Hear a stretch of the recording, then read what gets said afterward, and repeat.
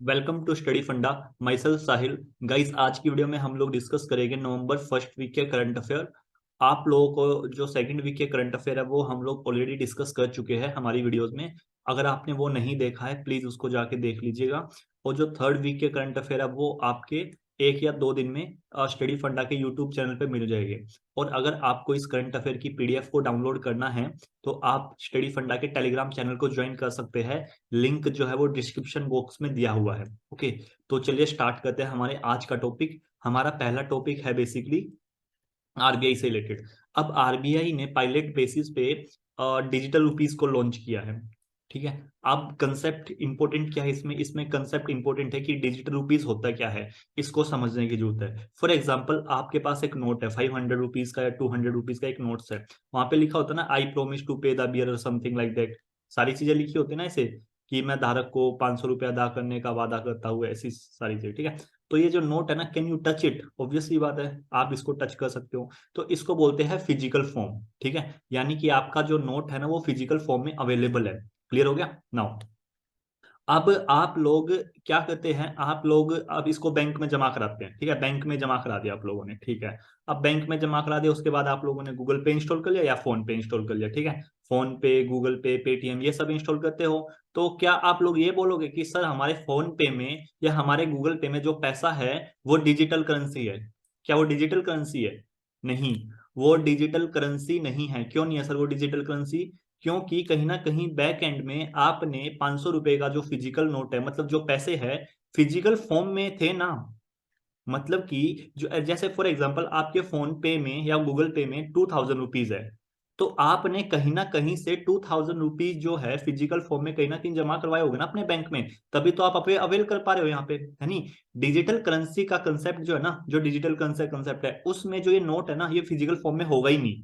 For example, RBI जो पैसा launch करेगी ना वो डिजिटल फॉर्म में ही होगा डायरेक्ट। ठीक है, वो डिजिटल फॉर्म में ही होगा। अब ये सेम है आपका क्रिप्टो करेंसीज की तरह, जैसे वो आपके ब्लॉकचेन टेक्नोलॉजी क्रिप्टो करेंसीज वगैरह होती है ना, क्रिप्टो करेंसी की तरह ही है। बस डिफरेंस कितना है, डिफरेंस ये है कि वो लीगल टेंडर नहीं होते crypto currencies. Crypto currencies legal tender नहीं होते। फॉर एग्जांपल, कल को अगर कोई क्रिप्टो करेंसी बैन हो गई, ठीक है, तो आप कहीं पे जाके उसको क्लेम नहीं कर सकते। लेकिन यहाँ पे क्या है, यहाँ पे आरबीआई आपसे प्रोमिस कर दिया है। यहाँ पे आरबीआई इस डिजिटल जो करेंसी है, यहाँ पे आपको आरबीआई प्रॉमिस करेगी कि अगर इसको कोई भी नहीं लेता तो हम ले ही लेंगे पक्का।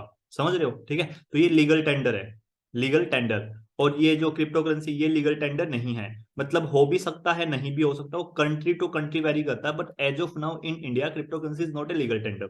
आई होप आप लोगों को ये समझ में आ गया होगा। मेन कंसेप्ट जो था ना डिजिटल करेंसी में, वो समझ लेगा, वो यही था कि आरबीआई जो पैसा लॉन्च करती है ना वो डिजिटल फॉर्म में लॉन्च करती है। ठीक है, आप लोग ना ऐसे मत, प्लीज इसको कंफ्यूज मत करना कि सर हमारे गूगल पे में जो पैसा है वो भी एक तरह से डिजिटल फॉर्म में ही है। वो डिजिटल फॉर्म नहीं है, क्योंकि आपने अगर फॉर एग्जांपल आप कहीं पे काम कर रहे हो, ठीक है, अगर उन्होंने भी आपको लेट से गूगल पे के थ्रू पेमेंट की है, गूगल पे के थ्रू पेमेंट की है, तब भी वो डिजिटल फॉर्म में नहीं है। क्यों नहीं है? क्योंकि भाई साहब जिस बंदे ने तुमको पेमेंट की है उसने कहीं ना कहीं ये जो वैल्यू है ना, मतलब लेट से गूगल पे में 2000 की वैल्यू है, ये वैल्यू वो डिराइव कर रहा है फिजिकल फॉर्म ऑफ नोट से, फिजिकल फॉर्म ऑफ नोट से।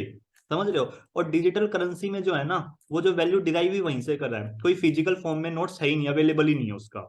आई होप आप लोगों को कंसेप्ट समझ में आ गया होगा। तो चलिए बढ़ते हैं हमारे नेक्स्ट कंसेप्ट की ओर। अब ये पढ़ लेना इसमें कि these are the state bank of India, bank of Baroda, union bank of India, HDFC bank के नाम है। ठीक है, सिर्फ इंपॉर्टेंट क्या था इसमें, इंपॉर्टेंट ये था कि ये सीबीडीसी होता क्या है। तो गाइज हम लोगों का नेक्स्ट टॉपिक है नेशनल यूनिटी डे से रिलेटेड। ये न्यूज में था। कब मनाया जाता है? ये मनाया जाता है birth anniversary of Sardar Vallabh Bhai Patel, यानी कि 31 अक्टूबर को। तो प्लीज रिमेंबर दिस फैक्ट कि राष्ट्रीय एकता दिवस कब मनाया जाता है? 31 अक्टूबर। तो ये इंपॉर्टेंट हो जाता है आप लोगों के लिए। अब सरदार वल्लभ भाई पटेल जी से रिलेटेड कुछ इंपॉर्टेंट चीजें देखते हैं। नाउ ये first home minister and first deputy prime minister of India. ठीक है, इंपॉर्टेंट फैक्ट। नाउ इनको जो सरदार वल्लभ भाई पटेल है ना, वल्लभ भाई पटेल है इनका नाम। ठीक है, वल्लभ भाई पटेल जो सरदार का टाइटल है, ये मिला था कहाँ से मिला था? बेसिकली जो वुमन थी ना बरदौली की, उन्होंने दिया था। बरदौली की जो वुमन थी उन्होंने दिया था। यहाँ पे क्या चला हुआ था? बरदौली सत्याग्रह। क्या चला हुआ था? बरदौली सत्याग्रह। ओके, ये नो टैक्स कैंपेन से रिलेटेड था कुछ। Please try to remember this fact also. Next, इनको आयरन मैन ऑफ इंडिया या chief architect of India steel frame, जिसको बेसिकली स्टील फ्रेम यानी कि सिविल सर्विसेज। ठीक है, तो ये इंपॉर्टेंट है। कौन कौन सी कमिटी इन्होंने हेड की? Please try to remember. एक तो advisory committee on fundamental right हो गया, उसके बाद क्या हो गया, माइनॉरिटीज एंड ट्राइबल से रिलेटेड होगी, एन एक्सक्लूडेड एरिया। तीसरा क्या होगा, प्रोविंशियल कॉन्स्टिट्यूशन से रिलेटेड होगी, ठीक है। Please try to remember these things. Provinces जैसी आए ना, तो इसमें ना आप गलती मत कर देना जवाहरलाल नेहरू या समथिंग लाइक दैट, ठीक है। Okay, now next important fact है, ये प्रेसिडेंट भी रह चुके हैं आईएनसी के 1931 कराची सेशन में। ओके, और इनको भारत रत्न भी मिला हुआ है पोस्टह्यूमसली। पोस्टह्यूमसली मतलब आफ्टर डेथ। ओके, तो भारत रत्न भी मिला हुआ है 1991 में। His birth anniversary is observed as Rashtriya Ekta दिवस, जो कि नेशनल यूनिटी डे है। कब से मनाया जा रही है, 2014 से।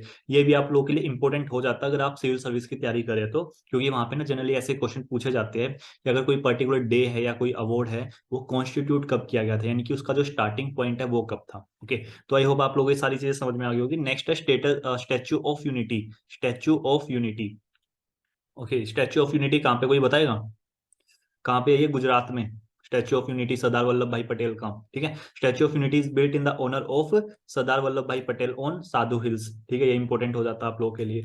नेक्स्ट क्या है, नेक्स्ट इंपॉर्टेंट फैक्ट जो है इसमें, वो आप लोगों का ये है लास्ट वाला, कि in January 2020 it was added to the 8th wonder of SCO, Shanghai cooperation organisation. Okay, तो आई होप गाइस आप लोगों को ये सारी चीजें समझ में आ गई होगी। तो चलिए पढ़ते हैं हमारे नेक्स्ट टॉपिक की ओर। सो नेक्स्ट टॉपिक है कि कोर सेक्टर आउटपुट ग्रोथ 7.9% इन सितंबर। अब इसका मतलब क्या है वो समझते हैं। देखो, अगर ये जब भी ये बोल जाने की 7.9% इन सितंबर, इसका मतलब ये नहीं है कि अगस्त, अगस्त सितंबर, और ऐसे ही आता ना, जनवरी फरवरी मार्च अप्रैल मई जून जुलाई अगस्त सितंबर, हाँ अगस्त के बाद सितंबर आता है। तो इसका मतलब ये नहीं है कि भाई साहब अगस्त में कुछ कम था, उसके कम, उससे कंपैरिजन कर रहे हैं हम इसका कंपैरिजन कहाँ से कर रहे हैं वो देखिए। फॉर एग्जाम्पल 2021 में, 2021 के सितंबर में जितना था, ठीक है, एक्स वाई जेड था, ठीक है, जितना था, अब हम 2022 के कंपैरिजन करें, ठीक है, सितंबर में इनका ही, ठीक है। तो कंपैरिजन हमेशा ऐसे होता है। Please remember this basic information, जो कि मोस्ट ऑफ द पीपल को मालूम नहीं होती। जब भी हम लोग कंपैरिजन करते हैं ना कोर सेक्टर की आउटपुट का, या बढ़ी है घटी है, वो हम सेम ईयर के लास्ट मंथ से करते हैं। Is that clear guys? Okay, so अब क्या बोल रहे हैं, आई होप आप लोग ये चीजें समझ में आ गई। अब देखो ये बोल रहे हैं कि जो कोर सेक्टर ना, वो 7.9% से बढ़ा सितंबर में। ये आप लोगों के लिए इंपॉर्टेंट नहीं है टू बी ऑनेस्ट, लेकिन as a concept core sector होते क्या है वो जरूरी है। ओके, तो कोर सेक्टर क्या क्या इकोनॉमी के ये है, coal, crude oil, natural gas, refinery product, fertilisers, steel, cement और इलेक्ट्रिसिटी। ये आप लोगों को याद करना जरूरी है। क्वेश्चन ऐसे आएगा, which one of the following falls under the category of core sector of Indian economy, और उसमें से आप 4-5 ऑप्शन दे देंगे, जिसमें से बेसिकली वो फिर स्टेटमेंट बेस्ड क्वेश्चन बना देंगे कि 1 2 3 4, 2 3 4, 1 3 5, ऐसे ऐसे करके वो स्टेटमेंट बना देंगे। इसमें से एक ऑप्शन ठीक होगा, ठीक है। तो आप लोगों को याद रखना पड़ेगा। अब ना इनकी ना वेटेज दी गई है, बेसिकली 8 जो सेक्टर है ना इंडिया के, इंडियन इकोनॉमी के कोर सेक्टर है। अब हम लोग ना इन्हीं में देखते हैं कि इनमें बेसिकली क्या हो रहा है, इनमें जो आउटपुट है वो बढ़ रही है या घट रही है। इसमें जो भी इफेक्ट होता है ना, इसमें जो जो भी इफेक्ट होता है कोर सेक्टर में, वो हमको इंडियन इकोनॉमी पे भी देखने को मिलता है, क्योंकि ये मेन इंडस्ट्रीज है इंडिया की, ठीक है। कोर सेक्टर ऑब्वियस सी बात है। अब इनको ना वेटेज दी गई है, ठीक है, क्योंकि हम ना एक वो निकालते हैं इंडेक्स, इंडेक्स निकालते हैं इंडस्ट्रियल प्रोडक्शन का, इस 8 इंडस्ट्री के बेसिस पे। तो ऑब्वियसली बात, अगर हम कोई इंडेक्स प्रिपेयर कर रहे हैं तो हमें ऐसे वेटेज भी तो देनी पड़ेगी ना, समझ रहे हो, ठीक है। तो इनको वेटेज दी गई, इनकी वेटेज देखते हैं। द आठ मतलब the these 8 industries have a combined share of about 14.27% in the index of industrial production. एक हमारा इंडेक्स आता है, इंडेक्स ऑफ इंडस्ट्रियल प्रोडक्शन का। इसमें बेसिकली हम क्या करते हैं कि जितनी भी इंडस्ट्रीज है उन्होंने कितनी ग्रोथ की है, ठीक है, मतलब कि एक with in a period of time, कोई पर्टिकुलर टाइम होगा, उसके बीच में इंडस्ट्री कैसे ग्रो कर रही है या फॉल कर रही है, तो वो सारी चीजें हम लोग कैलकुलेट करते हैं। क्लियर हो गया? नो, अब इसकी वेटेज क्या क्या है डिक्रीजिंग ऑर्डर में। सबसे पहले तो है रिफाइनरी, ठीक है, सबसे पहले किसकी है, रिफाइनरी की। उसके बाद किसकी है, इलेक्ट्रिसिटी की, फिर स्टील की है, फिर कोल की है, फिर क्रूड ऑयल की, नेचुरल गैस की, सीमेंट की और फर्टिलाइजर्स की है, ठीक है। तो इसका कोई शॉर्ट ट्रिक बना लेना, RESCCNCF, ऐसे करके कुछ ट्रिक बना लेना इसकी, RESCCNCF, ठीक है। तो ये आपको क्रोनोलॉजी में याद हो जाएगा। सबसे कम है फर्टिलाइजर्स की। क्वेश्चन ऐसे भी आ सकता है कि सबसे ज्यादा हाईएस्ट वेटेज जो है मतलब इंडेक्स इसमें कोर सेक्टर में किसको दी गई है, तो वो रिफाइनरी हो जाएगा। आई होप आप लोगों को इस चीजों में कोई इश्यू नहीं होगा। नेक्स्ट है इंडेक्स ऑफ इंडस्ट्रियल प्रोडक्शन, ये मैंने बता ही दिया कि जो इंडस्ट्री ग्रुप है ना, उनकी ये देखते हैं हम लोग कि वो ग्रो कर रही है या वो डिक्लाइन कर रही है, क्या कर रहा है क्या नहीं हो रहा उनके एक पर्टिकुलर टाइम पीरियड के अंदर। क्लियर है। नाउ इसको कैलकुलेट कौन करता है, यानी कि जो इंडेक्स है ये इंडस्ट्रियल प्रोडक्शन का, इसको निकालता कौन है, इसको निकालता है सीएसओ। ये आप लोगों का इंपॉर्टेंट क्वेश्चन बन जाता है। कौन पब्लिश करता है, सीएसओ। पहले ही क्वेश्चन मतलब क्वेश्चन ऐसे ही बनेगा कि इंडेक्स ऑफ इंडस्ट्रियल प्रोडक्शन को कौन रिलीज करता है या कौन पब्लिश करता है, वो सीएसओ दे देगा, एनएसओ दे देगा, एनएसएसओ दे देगा, फाइनेंस मिनिस्ट्री दे देगा। तो आंसर क्या होगा, सीएसओ। और ये मंथली बेसिस पे होता है, यानी कि हर एक मंथ का होता है। जैसे अभी सितंबर का है ना, ऐसे ही हर एक मंथ का आएगा। ओके, अभी मैंने ये कवर करा दिया, तो मैं नेक्स्ट मंथ इसको कवर नहीं कराऊंगा, क्योंकि इसमें ना जो था बताने का वो हो गया। अब बेस ईयर क्या है, बेस ईयर है 2011 से लेकर 2012 तक। अब सर ये बेस ईयर क्या होता है, किसी भी चीज को कैलकुलेट करने के लिए ना एक बेस तो चाहिए ही होता है। ठीक है, इस एक बेस तो चाहिए ही होता है। क्लियर है। अब अगर आप लोगों को इन्फ्लेशन वाला कंसेप्ट क्लियर है तो आप लोग इसको अच्छे से समझ जाओगे बेस ईयर क्या है। नहीं तो अगर कोई इन्फ्लेशन से रिलेटेड करंट अफेयर आता है तो मैं definitely I will give some time to it. Now significance क्या है, वही कंपोजिट मेजर करते हैं कि ग्रोथ रेट क्या है इंडस्ट्री ग्रुप्स की एंड ऑल दैट। ठीक है, तो चलिए हमारा नेक्स्ट टॉपिक है, recently awarded Kala Namak rice of UP, UP was Buddha's gift to mankind. बस क्वेश्चन ऐसे ही आ सकता है कि जो काला नमक है वो वैरायटी किसकी है, ये काला नमक किसकी वैरायटी है। वो 4-5 ऑप्शन दे देगा कि वीट, जवार, बाजरा, राइस, ऐसे करके। तो काला नमक वैरायटी है बेसिकली राइस की। क्लियर है। ओके, और यहाँ पे ये जनरली कहाँ पे उगाई जाती है, ये तराई रीजन जो है ना हमारा, ये जो गैंगेटिक बेल्ट है, इसका जो तराई रीजन है यहाँ पे उत्तर प्रदेश वाली में, नेपाल में, और थोड़ा नॉर्थ ईस्ट साइड में। क्लियर है। नाउ नेक्स्ट,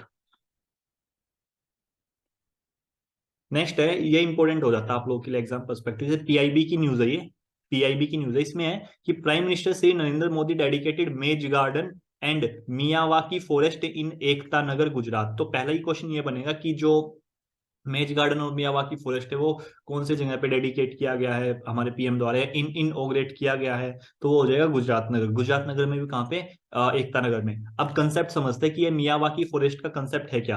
मियावाकी फॉरेस्ट का कंसेप्ट ये है कि जो प्लांट सैपलिंग्स होती है ना, जो हम प्लांट्स लगाते हैं स्टार्टिंग में, वो छोटे छोटे प्लांट होते हैं, जो प्लांट सैपलिंग होती है, उनको ना एक दूसरे को ना काफी क्लोज लगाओ। ठीक है, एक दूसरे को ना काफी क्लोज लगाओ। ठीक है, फॉर एग्जाम्पल ये पूरी जमीन है, ठीक है, एक यहाँ पे लगा दिया, दूसरा यहाँ पे, तीसरा, मतलब जितना आप क्लोज लगाओगे ना उससे क्या है ना, जो फॉरेस्ट है, ठीक है, जो फॉरेस्ट बनते हैं ना वो जनरली 30 से 40 साल में बनते हैं। लेकिन अगर आप एक मियावाकी टेक्निक को यूज करते हो, यानी कि जो सैपलिंग्स वगैरह प्लांट की उनको क्लोज क्लोज लगाते हो, तो आप जो फॉरेस्ट को ना 10 टाइम फास्टर ग्रो कर सकते हो, यानी कि 3 से 4 साल में एक डेंस फॉरेस्ट बनने के लायक हो जाता है। आई होप आप लोगों को क्लियर हो गया होगा ये मियावाकी फॉरेस्ट है क्या, और ये जो टेक्निक है ये किन्होंने डेवलप की थी, ये डेवलप की थी Japanese botanist doctor Akira Miyawaki. और ये आपका सिविल सर्विस का क्वेश्चन है 2022 का। इस साल जो सिविल सर्विस का एग्जाम हुआ था ना, ये सिविल सर्विस में पूछा हुआ था कि मियावाकी फॉरेस्ट से रिलेटेड, सिविल सर्विस 2022 का क्वेश्चन है। ओके, तो चलिए बढ़ते हैं आगे। Prime Minister has laid the foundation stone of C-295 aircraft manufacturing plant in Vadodara. Direct one liner question बनेगा कि जो C-295 एयरक्राफ्ट है उसका जो मैन्युफैक्चरिंग प्लांट है वो कहाँ पे लगाया गया है, वो लगाया गया है वडोदरा गुजरात में। क्लियर है। ओके, इससे बाकी और कोई क्वेश्चन बनने के चांसेस नहीं है, बस यही यही बनेगा। अब एक बार ये पढ़ लीजिए पीआईबी के original. Prime Minister Sri Narendra Modi laid the foundation stone of C-295 transport aircraft manufacturing facility, the country as first in private sector in Vadodara, Gujarat on October 30, 2022. That's all. Okay. तो next topic है कि अभी recently आप लोगों ने मालूम ही होगा चाहिए कि जो मोरबी पे जो ब्रिज था वो टूट गया था। ठीक है, तो इससे रिलेटेड कुछ फैक्चुअल इन्फॉर्मेशन पूछी जा सकती है। सो पहली इन्फॉर्मेशन क्या है, पहली इन्फॉर्मेशन यही है कि ये बना कब था, कब बना था। ये बना था भाई साहब 1880 में। कब बना था, 1880 में। किस चीज के लिए, दरबार गढ़ पैलेस को नजर बाग पैलेस से कनेक्ट करने के लिए। ठीक है, दरबार गढ़ पैलेस को नजर बाग पैलेस से कनेक्ट करने के लिए बनाया गया था। और ये थोड़ी बहुत फैक्चुअल इन्फॉर्मेशन है, ये सब पढ़ लेना। इसमें क्वेश्चन कैसे बनेगा, तो डायरेक्ट पूछ सकते हैं कि जो मोरबी ब्रिज है वो कहाँ पे है। मोरबी ब्रिज है हमारा स्टेट ऑफ गुजरात में, यानी कि गुजरात में। ओके, नेक्स्ट क्वेश्चन ये पूछा जा सकता है कि ये कौन सी नदी के किनारे है। तो ये कौन सी नदी के किनारे पे है? ये है मच्छू रिवर नदी के जो है उसके किनारे पे है। ठीक है, अब इसके ना ज्यादा पॉलिटिकल एंगल में नहीं जाते कि कैसे टूटा कैसे नहीं टूटा, बस इतना और याद रखना एक सस्पेंशन ब्रिज था। ठीक है, मतलब कि एक वो झूलता टाइप सा नहीं होता उस सेंस में। ओके, नाउ नेक्स्ट क्वेश्चन हम लोगों का, मतलब नेक्स्ट न्यूज है कि अभी आप लोगों को मालूम होगा साउथ इंडिया के एक पॉपुलर हीरोइन है समांथा रुथ प्रभु। ओके, इनको ना एक अभी बीमारी पाई गई है जिसका नाम है मायोसिटिस। Okay, myositis. ओके, अब आप लोगों को ना डायरेक्ट क्वेश्चन पूछा जाएगा कि ये बीमारी है ये किससे रिलेटेड है। ठीक है, तो एक रेयर कंडीशन है जिसमें जो मसल्स होती है ना वो आपकी काफी वीक हो जाती है। ठीक है, जो आपकी मसल्स वगैरह ना हैंड की और मतलब बॉडी की जो मसल है वो काफी वीक हो जाती है। अब इसकी इटोमोलॉजी देख लेते हैं। Myo means muscle, it is means inflammation। ठीक है, when muscles are inflamed they may be swollen or susceptible to pain. ठीक है, सो बस इतना याद रखना ना कि ये जो डिजीज है ना ये किससे रिलेटेड है। इससे भाई साहब जो मसल्स है ना उसमें वीकनेस आ जाती है, मसल्स में जो हमारी बोन्स है ना, हड्डियां है या मसल्स है वो वीक हो जाती है। क्लियर है? ओके, चलो आगे बढ़ते हैं। नेक्स्ट है कि first edition of India Mozambique Tanzania trilateral exercise IMT, मतलब ये ट्राइलेटरल हैज स्टार्टेड एट दर ए सलाम तंजानिया में। ठीक है, तो फर्स्ट एडिशन यानी कि पहली बार इंडिया मोजाम्बिक और तंजानिया ने एक ट्राइलेटरल एक्सरसाइज की है और ये फर्स्ट एडिशन है यानी कि ये पहली बार की जा रही है। और ये हुई कहाँ पे? ये हुई है दर इस सलाम और ये है कहाँ पे? तंजानिया में। प्लीज एक बार लोकेशन देख लेते हैं, मैप बेस्ड क्वेश्चन बन सकता है। ये रहा दर इस्लाम। अब इससे रिलेटेड थोड़ी बहुत ज्योग्राफिकल इंफॉर्मेशन देख लेते हैं।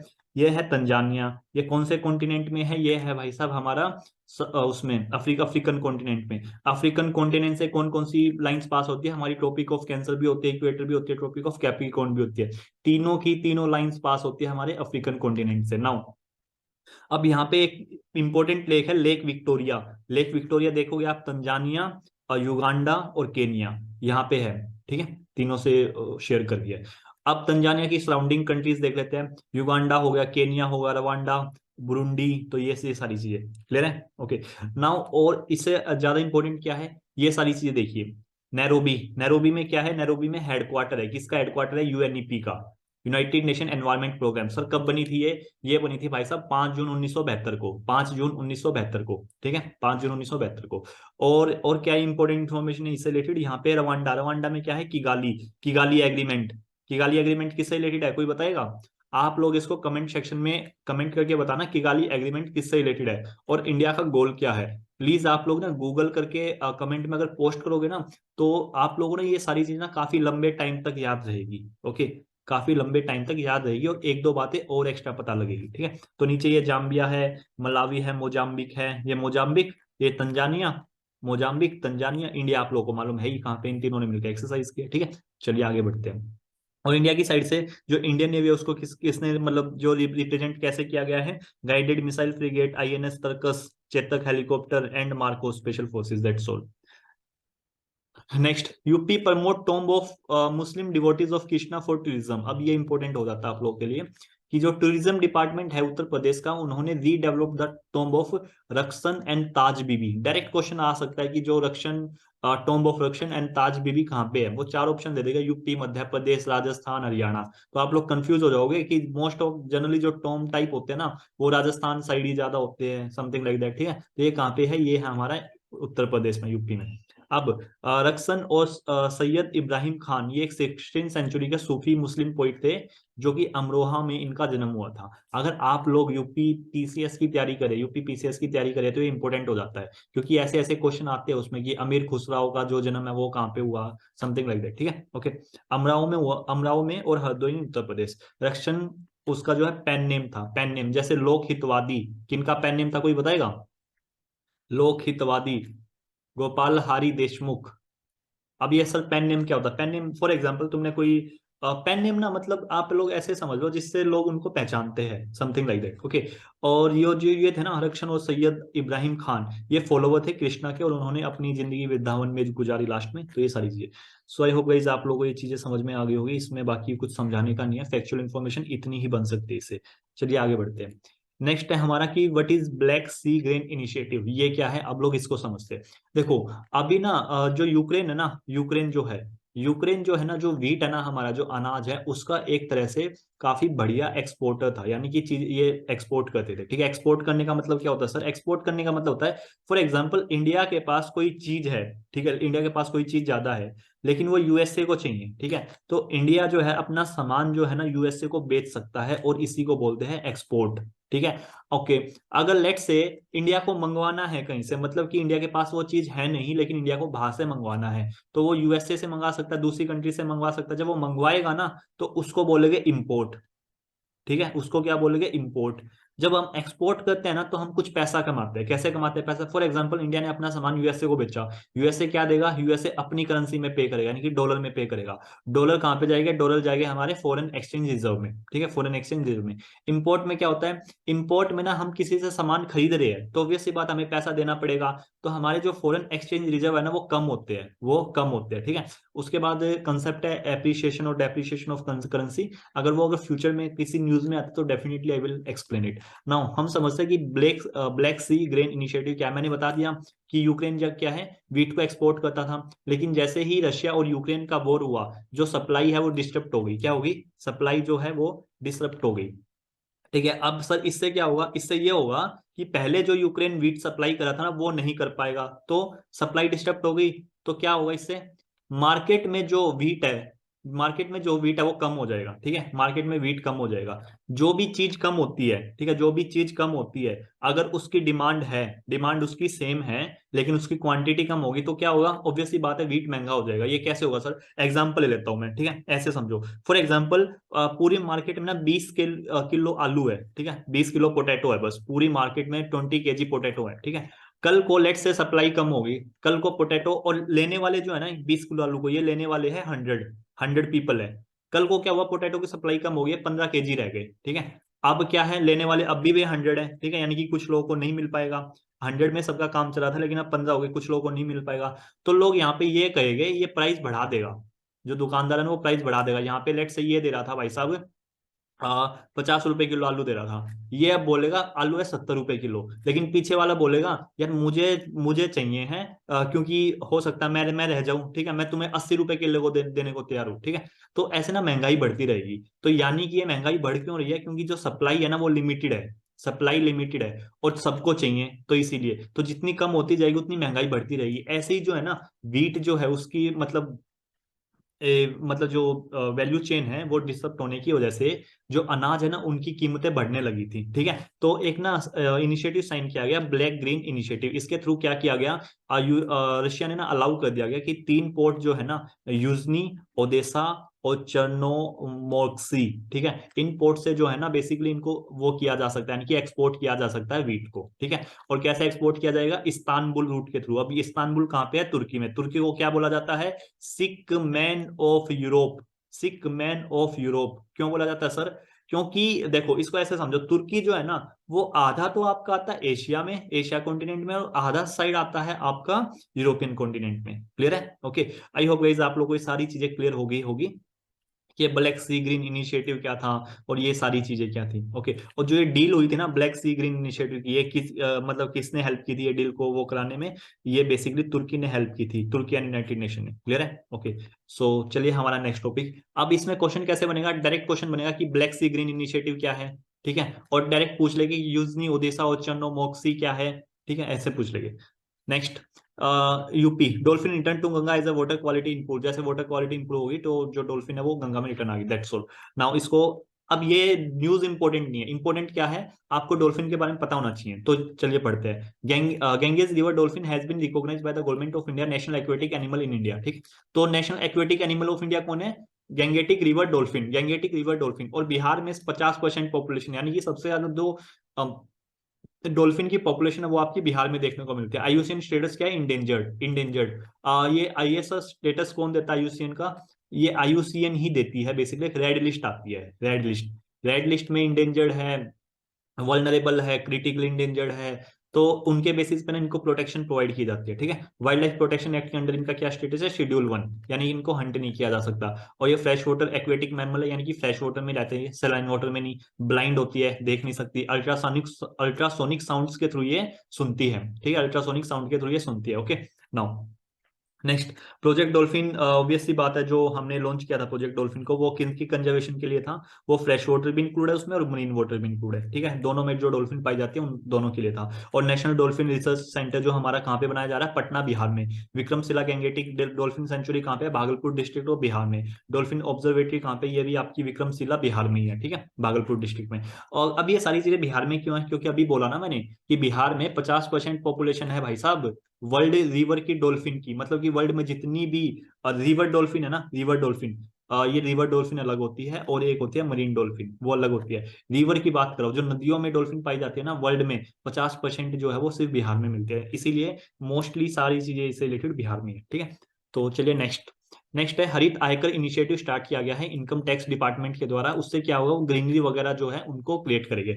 अब इसका मतलब क्या है, for example income tax department है, इनकम टैक्स डिपार्टमेंट के साइड में ही, मतलब इनका ऑफिस होगा कोई ना कोई, इनके साइड में ही जो ग्रीनरी है ना उनको प्रमोट करेंगे। कैसे प्रमोट करेंगे, पेड़ पौधे लगा के और ये सारी चीजें करके। तो वही है, to increase the green cover by planting trees and creating micro forest in around income tax department building and other public area. ठीक है, और डायरेक्ट क्वेश्चन आएगा कि हरित आयकर इनिशिएटिव किससे रिलेटेड है। आयकर से थोड़ा गैस वर्क लगा देना, इनकम टैक्स से रिलेटेड है। ठीक है, इनकम टैक्स डिपार्टमेंट के रिलेटेड। कब लॉन्च किया गया है, नेशनल यूनिटी डे पे। कब है नेशनल यूनिटी डे, 31 अक्टूबर को। 31 अक्टूबर को क्या है सर, सरदार वल्लभ भाई पटेल जो थे हमारे, उनका जन्मदिन है। ठीक है, ओके, अब इनसे रिलेटेड 3 कमिटियां, वो सब याद रख लेना। नेक्स्ट।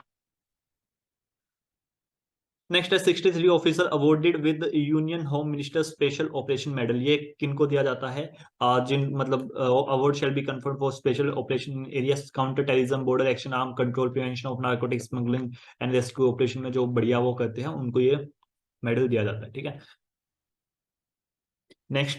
अमूर फाल्कन हंटिंग बैंड इन मणिपुर। अमूर फाल्कन क्या है, ये एक माइग्रेटरी बर्ड है। सर ये माइग्रेटरी बर्ड क्या होते हैं, माइग्रेटरी बर्ड ये होते हैं, फॉर एग्जांपल रशिया में कोई बर्ड है, ठीक है, रशिया में जो बर्ड है उनको लेट से सिर्फ विंटर ही पसंद है, उनको क्या है, सिर्फ उनको विंटर ही पसंद है। ठीक है, लेकिन हो सकता है वहां पे मौसम बदलता रहे। ठीक है, वहां पे लेट से समर आ गया, ठीक है, तो वो दूसरे उसमें चले जाएंगे जहाँ पे विंटर होगा। ठीक है, माइग्रेट कर जाएंगे। ठीक है, तो इनको माइग्रेटरी बर्ड बोलते हैं। तो अमूर फाल्कन क्या है, माइग्रेटरी बर्ड है। इनकी जो हंटिंग है वो बैन कर दी गई है मणिपुर में। इनका आयुष्मान स्टेटस पूछा जा सकता है, लिस्ट कंसर्न आपका, दैट्स ऑल। चलिए आगे बढ़ते हैं। Strategies plan to hold spread of invasive species. अब ये इन्वेजिव स्पीसीज क्या होती है, इन्वेजिव स्पीसीज देखो ऐसे समझो, फॉर एग्जांपल आप लोगों ने एक पेड़ पौधा लगा दिया, एक ना पौधा सा लगा दिया, ठीक है, और वो पौधा लेट से इन्वेजिव स्पीसीज है, मतलब कि यहाँ पे दूसरे प्लांट भी लगे हुए। ठीक है, इनको भी न्यूट्रिएंट चाहिए, इस प्लांट को भी, नॉर्मल वाले को भी, इसको भी न्यूट्रिएंट चाहिए। ठीक है, जो इन्वेजिव स्पीसीज है ना काफी जल्दी तरह से फैलती है। ठीक है, मतलब कि इनकी जो ग्रोथ होती है ना काफी जल्दी होती है, मतलब बहुत तेज ग्रोथ होती है। तो इनकी ग्रोथ इतनी तेज हो जाएगी, जो ये नॉर्मल प्लांट था ना बेचारा, ये सर्वाइव ही नहीं कर पाएगा, क्योंकि जितने भी रिसोर्सेज वगैरह है, वाटर है, मिनरल है, न्यूट्रिएंट है, वो सारे के सारे ये लेने लगेगा। क्योंकि अगर ये रैपिडली ग्रो करने लग रहा है तो ऑब्वियसली बात है दूसरे प्लांट को भी मिनरल्स, न्यूट्रिएंट और वाटर चाहिए, और इसके लिए कुछ बचेगा नहीं, ये खत्म हो जाएगा और सब में यही ग्रो कर जाएगा। समझ रहे हो, तो इनको इन्वेजिव स्पीसीज बोलते हैं। तो बस एक नाम याद रखो आप लोग, सेना स्पेक्टेबलिस। ये जो है एक इन्वेजिव स्पीसीज है, जो कि as a ornamental species use की गई थी। ये ऑर्नामेंटल क्या है, जो सजावट के लिए कुछ फूल यूज नहीं होते इस तरह के, ठीक है, यही बेसिकली सेना स्पेक्टेबलिस है। ठीक है, क्लियर हो गया। ओके, चलिए आगे बढ़ते हैं। SCO member state reaffirm commitment to multipolar world order. Okay, SCO important हो गया। आप ये हमारी एआईआर की न्यूज है, ऑल इंडिया रेडियो की। अब एससीओ को समझते हैं एक बार जल्दी से। एससीओ जनरली पहले कंट्रीज देख लेते हैं हम लोग, एससीओ है क्या एग्जैक्टली देखो। चाइना है सबसे पहले, तो ठीक है भाई, चाइना हो गया। कजाकिस्तान है, किर्गिस्तान है, रशिया है, ताजिकिस्तान है, उज्बेकिस्तान है, इंडिया है, पाकिस्तान है। ठीक है, एक बार इसको देखो, मैप में देखते हैं। तो चलिए एक बार इनको मैप में देख लेते हैं हम लोग। देखो देखो सबसे पहले तो ना देखो, Kazakhstan, Kyrgyzstan, Tajikistan, Uzbekistan. Central Asia में ना जनरली 5 कंट्रीज है। कितनी कंट्रीज है, 5 कंट्रीज है, वो देख लेते हैं। कजाकिस्तान है, ठीक है, मिल गया। कजाकिस्तान के नीचे क्या है, किर्गिस्तान है, ठीक है सर। और यहाँ पे एक ना देखो, ये इंपॉर्टेंट लोकेशन है, please remember this fact also. ये रहा आप लोगों का important location, Bishkek. Bishkek declaration किससे रिलेटेड है, कोई बताएगा। बिस्केक डिक्लेरेशन किससे रिलेटेड है, स्नो लेपर्ड के कंजर्वेशन से रिलेटेड। ठीक है, स्नो लेपर्ड के कंजर्वेशन से रिलेटेड। ओके, कजाकिस्तान के नीचे क्या है, किर्गिस्तान। किर्गिस्तान के नीचे क्या है, तजाकिस्तान। इसके ऊपर साइड में उज्बेकिस्तान। उज्बेकिस्तान के नीचे क्या है, तुर्कमेनिस्तान। ठीक है, अब इनको याद करना पड़ेगा आप लोगों को कि कौन किससे बाउंड्री शेयर करता है, कौन किससे नहीं करता। काफी ईजी है, देखो ऐसे ऐसे याद कर लो इसको, बहुत ज्यादा ईजी है। ठीक है, मतलब इतना ईजी है ना, और इस साल ना एग्जाम में क्वेश्चन भी आया था, यूपीएससी सिविल सर्विस 2020 के एग्जाम में। देखो बीच में लिख दो 2 U, ऊपर के नीचे 2 T। ठीक है, बस हो गया काम, कुछ नहीं करना। पहला क्या है, कजाकिस्तान। अब ऐसे कैसे याद रहेगा, सर कजाकिस्तान पहले आ गया, किर्गिस्तान। देखो सेकंड वर्ड क्या है, ए। इसमें सेकंड वर्ड क्या है, वाई। तो पहले तो ए आता है ना, तो ऐसे याद कर लो, कजाकिस्तान पहले आएगा फिर आएगा किर्गिस्तान, यानी कि उज्बेकिस्तान से किर्गिस्तान भी शेयर करता है और कजाकिस्तान भी शेयर करता है, दोनों के दोनों बाउंड्री शेयर करते हैं। ठीक हो गया सर जी। उसके बाद नीचे क्या है, नीचे आ गया आप लोग का तुर्कमेनिस्तान। तुर्कमेनिस्तान बाउंड्री शेयर करता है उज्बेकिस्तान से, बिल्कुल करता है। इसके साइड में क्या है, ताजिकिस्तान, ताजिकिस्तान ये भी बाउंड्री शेयर करता है, ठीक है। और ये आपस में भी शेयर करते हैं, यानी कि ताजिकिस्तान जो है वो किर्गिस्तान से शेयर करता है, बिल्कुल ठीक है। कजाकिस्तान जो है किर्गिस्तान से शेयर करता है, ये भी ठीक है।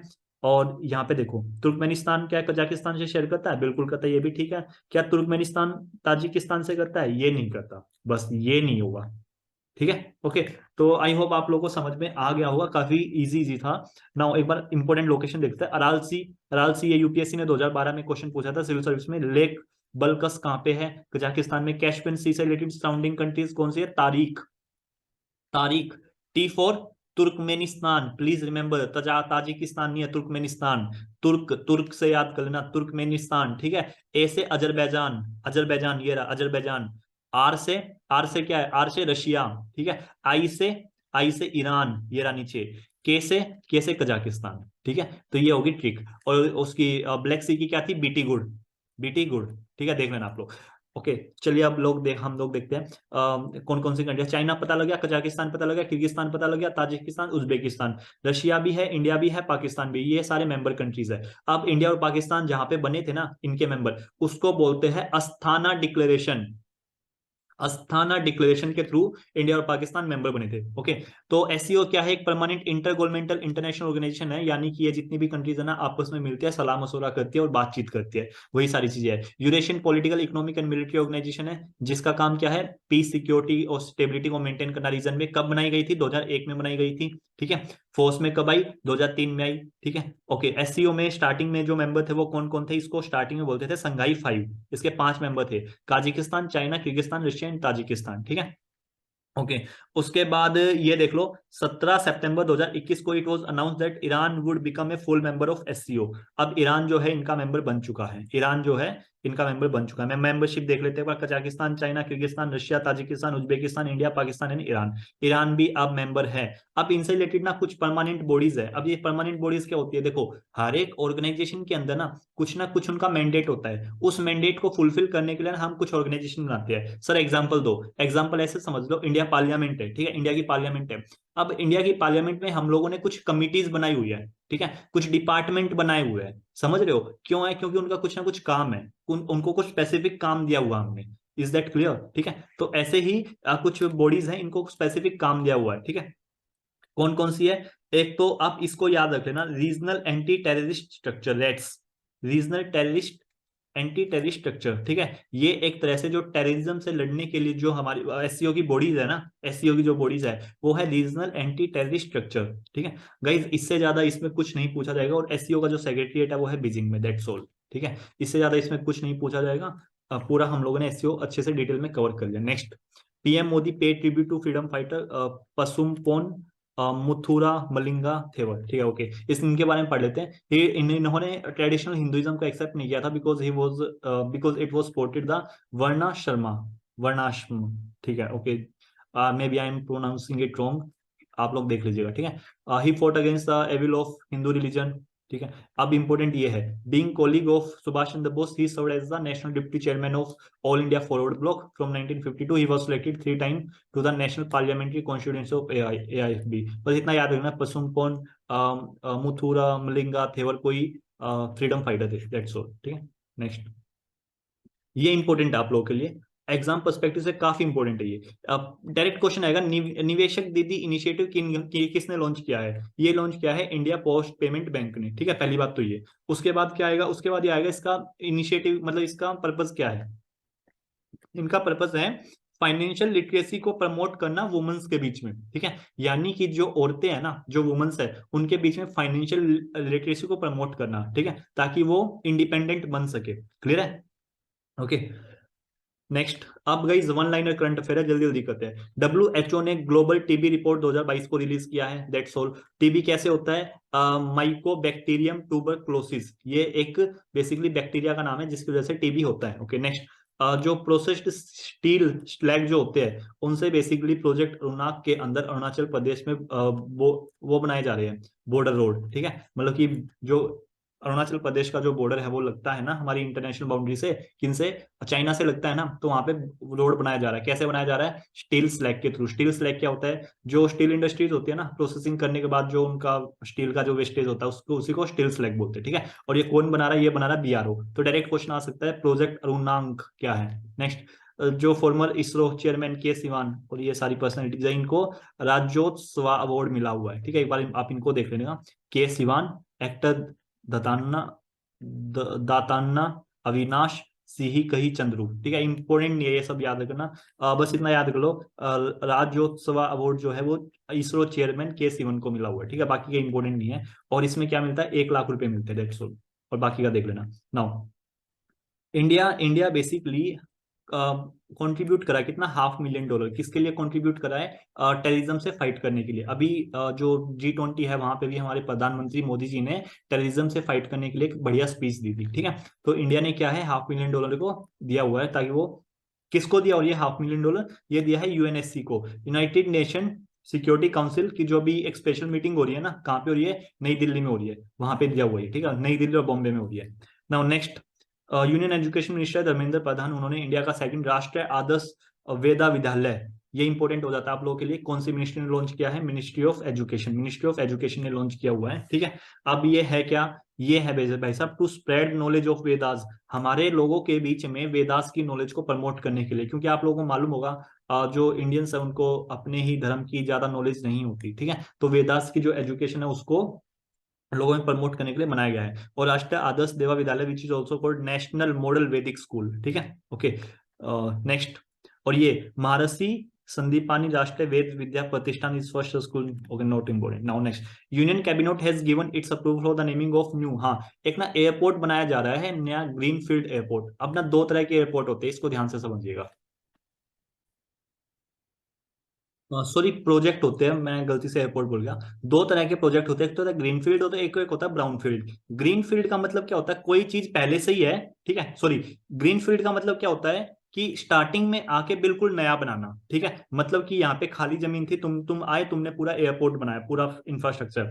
और एक होता है ब्राउन फील्ड, क्या होता है ब्राउन फील्ड, ब्राउन फील्ड, उसका मतलब क्या होता है, उसका मतलब ये होता है कि कोई चीज पहले से बनी हुई है, बस वहां पे आके तुमने बढ़िया से उसको रिनोवेट कर दिया, जो भी उसमें चीजें थी वो सारी ठीक ठाक कर दी, ठीक है। उसको बोलते हैं ब्राउन फील्ड। और ये क्या है, ये ग्रीन फील्ड एयरपोर्ट है, कहाँ पे बनाया जा रहा है, होलंगी ईटानगर में, प्लीज इंपॉर्टेंट। इसको हमारे जो पीएम मोदी जी है वो भी गए थे यहाँ पे, ठीक है। और एयरपोर्ट का नाम क्या है, दोनी पोलो एयरपोर्ट, दोनी पोलो एयरपोर्ट। डायरेक्ट क्वेश्चन आ सकता है कि दोनी पोलो एयरपोर्ट कहाँ पे है। नेक्स्ट है, prime minister Narendra Modi declared Mangarh Dham a national monument in Banswara district Rajasthan.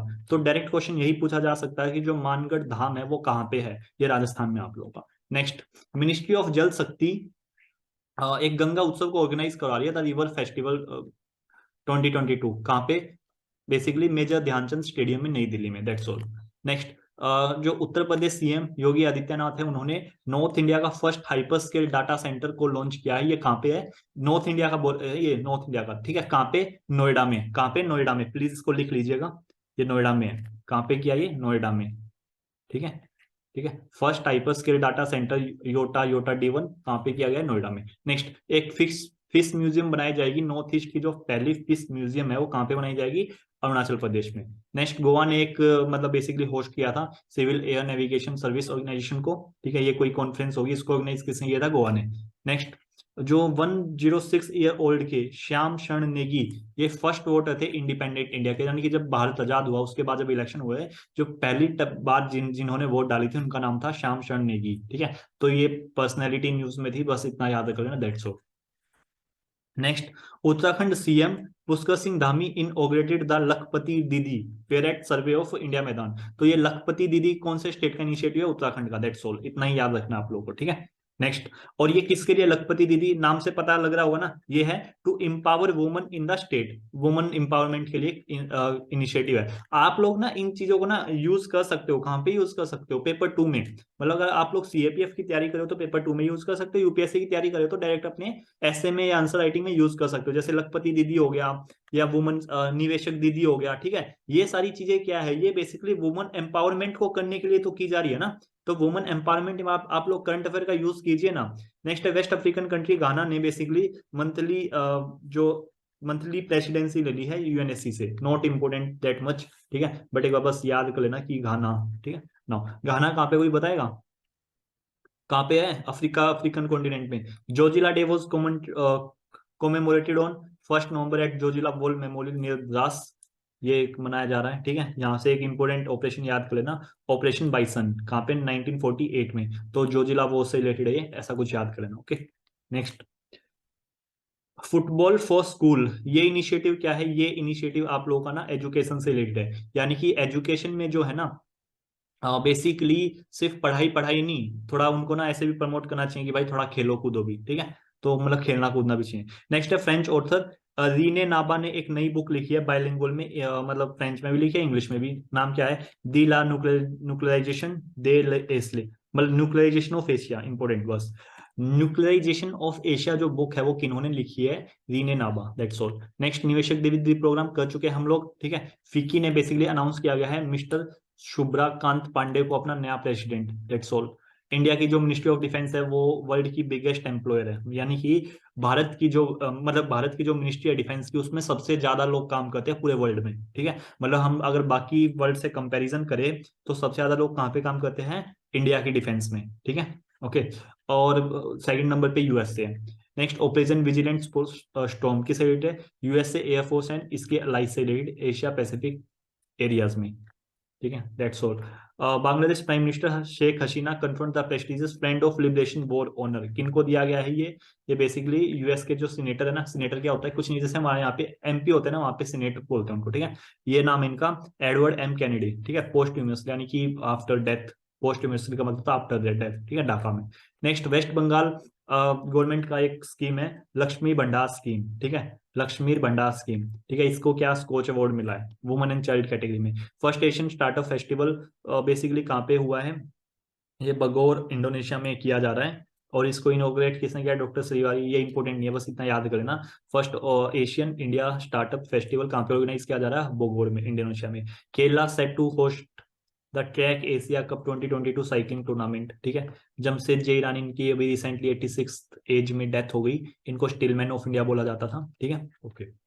So thank you guys, जय हिंद। और हमारी जो पीडीएफ अगर आप लोगों को डाउनलोड करनी है ना, तो आप लोग जाके डाउनलोड कर सकते हैं हमारी टेलीग्राम चैनल से, और बने रहिएगा, थर्ड वीक की वीडियो आप लोगों को जल्दी देखने को मिलेगी। सो थैंक यू, जय हिंद, टेक केयर।